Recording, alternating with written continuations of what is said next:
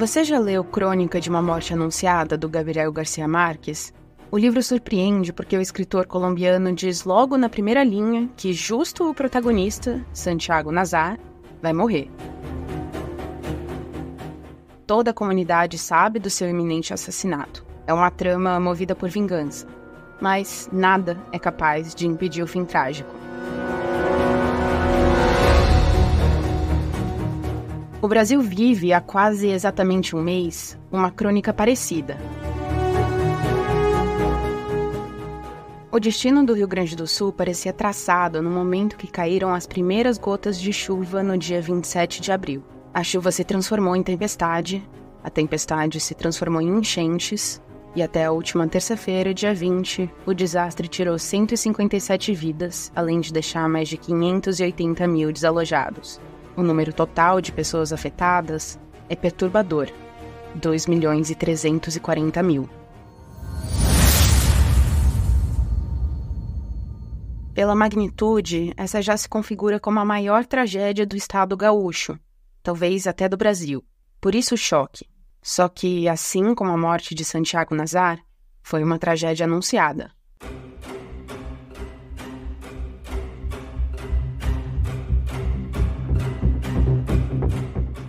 Esse é o quarto desastre do tipo a atingir o Rio Grande do Sul em menos de um ano. Em 2023, 3 eventos parecidos, ainda que menos intensos, ocorreram em junho, setembro e novembro, deixando somados 75 mortos.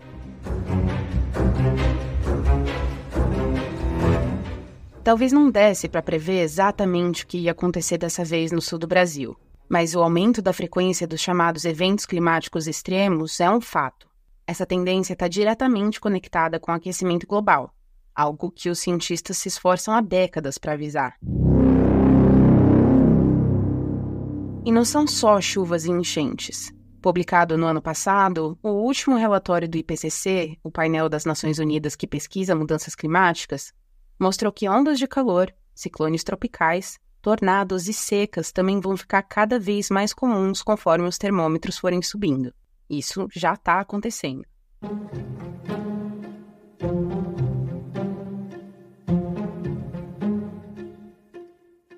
O nosso país também tem uma particularidade. Quase 60% do território brasileiro é ocupado pela Amazônia. Se bem ajustado, o seu mecanismo complexo de rios, árvores e animais desempenha um papel primordial na manutenção do clima global e regional, mas, se desequilibrado, pode contribuir para o aumento dos eventos climáticos extremos.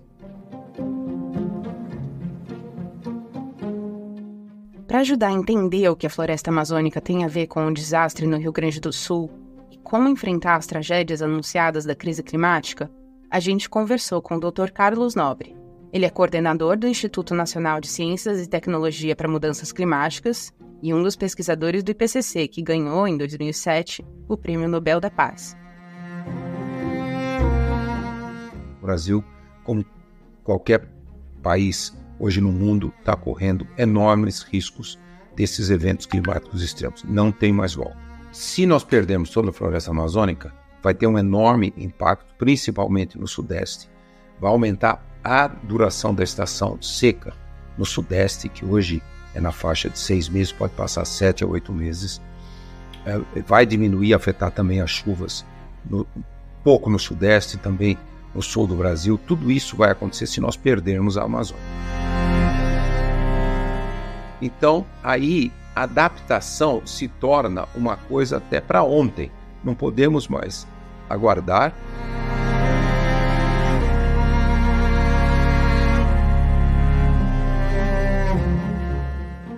Você está ouvindo Olho d'Água, podcast produzido pela Amazônia Latitude e que propõe um mergulho nos assuntos profundos da maior floresta tropical do mundo.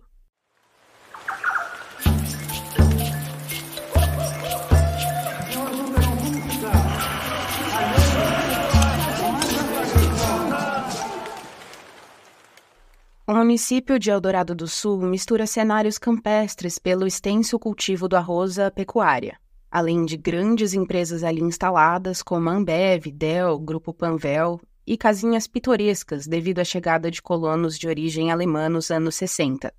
Ele fica a 12 quilômetros de Porto Alegre e serve de balneário turístico para muitos da capital gaúcha, já que é banhado pelas águas do rio Jacuí e pelo Guaíba. Foi justamente o Guaíba que encheu e transbordou depois de bater um recorde histórico de 5 metros e 33 centímetros, com as chuvas do último mês, transformando completamente a paisagem do estado, mas principalmente de Eldorado do Sul. Debaixo d'água há mais de 15 dias, a pequena cidade gaúcha teve o maior número proporcional de pessoas desalojadas e quase 80% da população afetada pela enchente. É um cenário de guerra.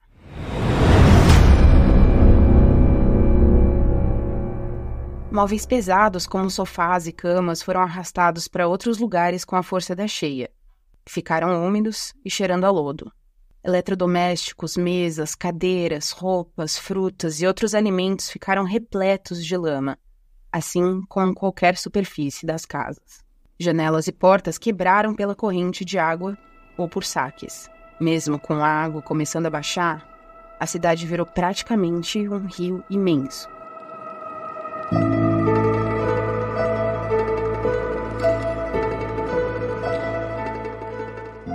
Cada tragédia é única, pelo sofrimento humano singular que causa. Mas é impossível deixar de comparar essas cenas com as do Paquistão, onde 1/3 de todo o território nacional ficou submerso em 2022, depois que tempestades fizeram transbordar o Lago Manchar, no sudeste do país. Ou com o que aconteceu no estado americano da Flórida no ano passado, quando o furacão Idália, o mais forte a atingir a região em 125 anos, provocou perdas estimadas em 5 bilhões de dólares. Sempre houve e sempre haverá fenômenos naturais cuja força incomensurável provoca danos a ecossistemas. O problema é que, por causa das mudanças climáticas resultado da ação humana, eles estão ficando cada vez mais frequentes e intensos, como explicou o Dr. Carlos Nobre.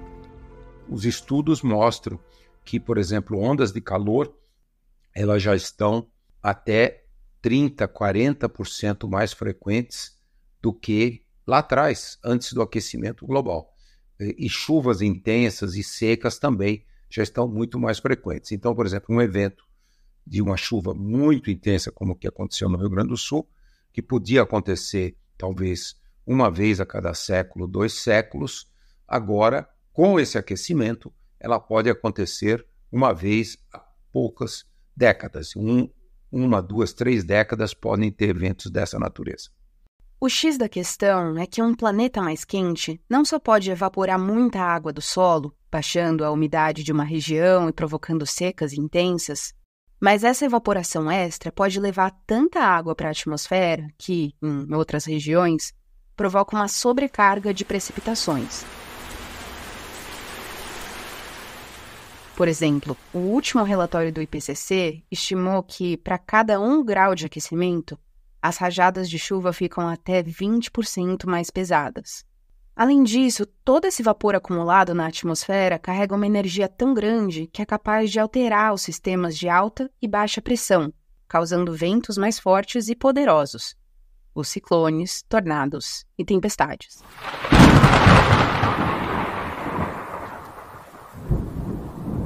Esses fenômenos estão ficando mais visíveis, porque o planeta já está superaquecido.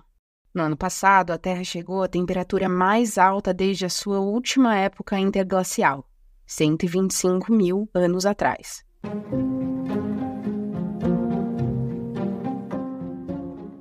E pela primeira vez, a gente ultrapassou aquele limite de aquecimento estabelecido como seguro, entre aspas, pelo Acordo de Paris, 1,5 graus acima dos níveis pré-industriais, dos anos 1850 a 1900, mais ou menos.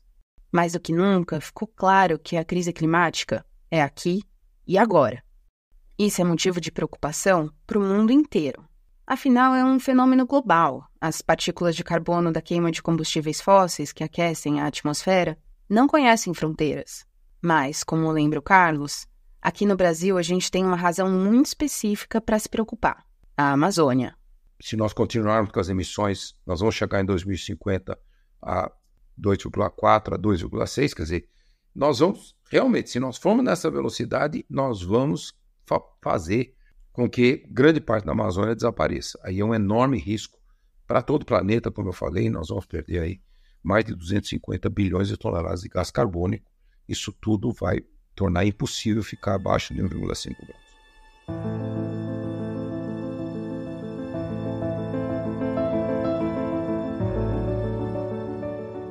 Porto Alegre fica a mais ou menos 4.000 quilômetros de distância da capital do Pará, Belém, cidade que fica incrustada nas bordas da floresta amazônica.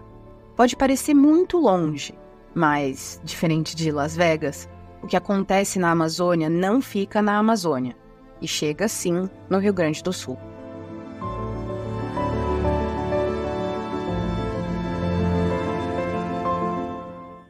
O Brasil tem 5 principais ecossistemas distintos, mas todos estão conectados. No caso das enchentes do Sul, o desmatamento no norte do país teve um papel crítico, porque ele compromete a capacidade da floresta de regular o clima. As árvores da Amazônia atuam como uma espécie de climatizadores. Elas absorvem água do solo e liberam vapor na atmosfera.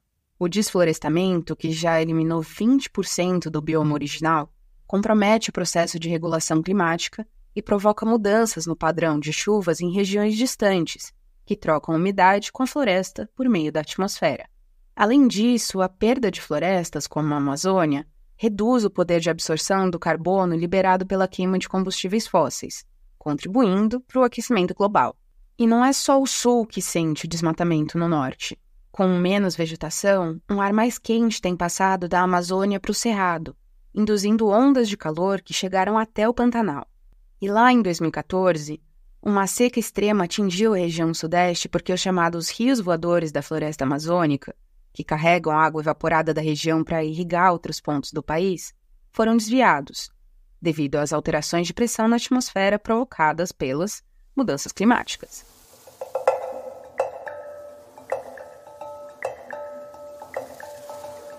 Aqui, mais uma vez, o Dr. Carlos Nobre. E os estudos mostram que se nós passarmos do ponto de não retorno da Amazônia e perdermos pelo menos 50% da floresta, vai ter um fluxo muito menor de vapor d'água vindo da Amazônia, que se passarmos desse ponto de não retorno, pelo menos 30% diminui a chuva na Amazônia em pelo menos 30% a chuva anual. Então vai ter muito menos evapotranspiração e vai ter menos transporte de vapor d'água para o Cerrado. A estação seca vai crescer no Cerrado, pelo menos um mês, talvez até 2, menos chuva no Cerrado e ondas de calor muito maiores no Cerrado. Ou seja, cenas apocalípticas. Mas não precisa ser o fim do mundo, pelo menos enquanto não chegamos ao ponto de não retorno.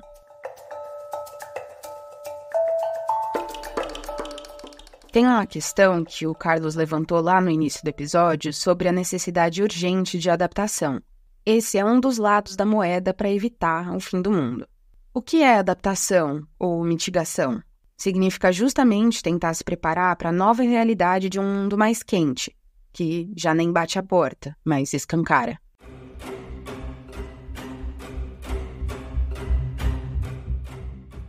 No Rio Grande do Sul, por exemplo, seria o caso de recriar cidades inteiras.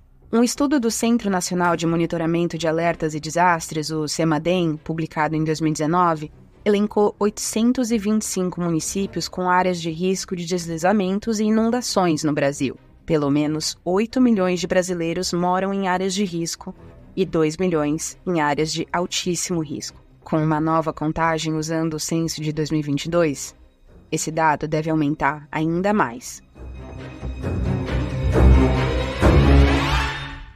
Então tem um gigantesco esforço de remover aí talvez milhões e milhões de brasileiros dessas áreas de altíssimo risco, também outros setores de agricultura, de pecuária e de indústrias também. Nós vemos lá no Rio Grande do Sul quantas indústrias foram afetadas principalmente pelas inundações. O Carlos também falou sobre usar a resiliência dos próprios biomas brasileiros para reduzir o impacto das mudanças climáticas, inclusive dos desastres naturais. A natureza se adaptou por milhões de anos para resistir aos extremos. A própria Amazônia venceu centenas de inundações, secas e queimadas com até 20 mil quilômetros quadrados consumidos pelo fogo. Isso porque a floresta recicla a água, aumenta a chuva e a umidade, mantém a biodiversidade e diminui a erosão do solo, protegendo a si mesmo. Se a gente restaurar os ecossistemas, cumprindo a meta de desmatamento zero até 2030, eles mesmos teriam mais força para lutar contra o aquecimento e reduzir a intensidade de fenômenos naturais. Também é bom sinal que o Brasil lançou na COP28, em Dubai, o projeto Arco da Restauração Florestal. Financiado pelo BNDES, a proposta é restaurar 24 milhões de hectares em toda a parte degradada do sul-leste da Amazônia brasileira. Uma espécie de mini-restauração dos biomas ainda poderia ser feita em escala reduzida. O Carlos deu o exemplo de Singapura, onde o governo está plantando vegetação por todo o canto, até em cima de prédios e casas, para regularizar o sistema de chuvas e diminuir a temperatura da cidade. Mas o mais importante mesmo é o outro lado da moeda, e a parte mais complicada: interromper e depois reduzir a escalada de temperaturas no planeta. Nós temos que atuar para não deixar a temperatura chegar a 2 graus e meio. Que mesmo se a gente parar o desmatamento e a degradação, criar a restauração e a temperatura passar de 2,5, a Amazônia não resiste, ela passa do ponto não retorno. Se a gente considerar o que os países escreveram, se comprometeram na COP27 no Egito, as metas de redução das emissões, nós chegaremos em 2050 com 2,4 a 2,6 graus mais quente. É quase que um planeta impossível. Quase 70% das emissões dos gases de efeito estufa é a queima de combustíveis fósseis, petróleo, carvão, gás natural. Então, esse é o principal fator do 1,5 graus que o planeta já atingiu. Então, globalmente, nós temos esse desafio até 2050, zerar as emissões líquidas.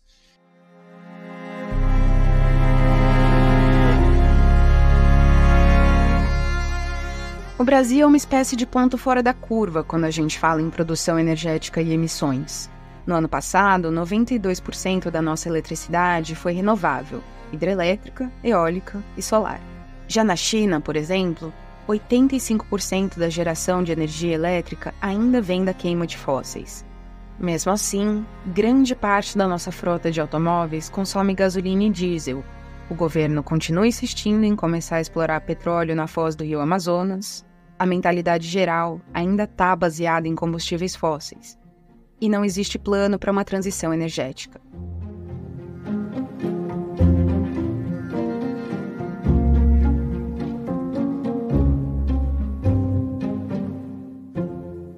Evitar tragédias como a do Rio Grande do Sul, ou calamidades como a possível destruição da Amazônia, exige uma mudança intensa e urgente.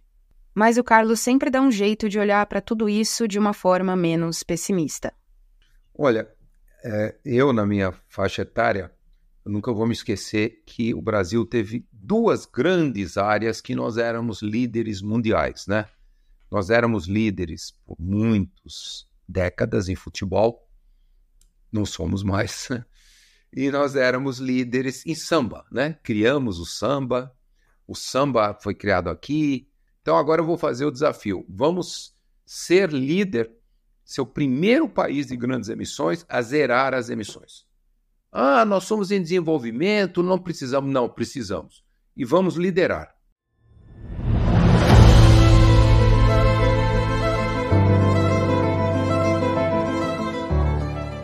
Este foi mais um episódio do podcast Olho d'Água, produzido pela Amazônia Latitude.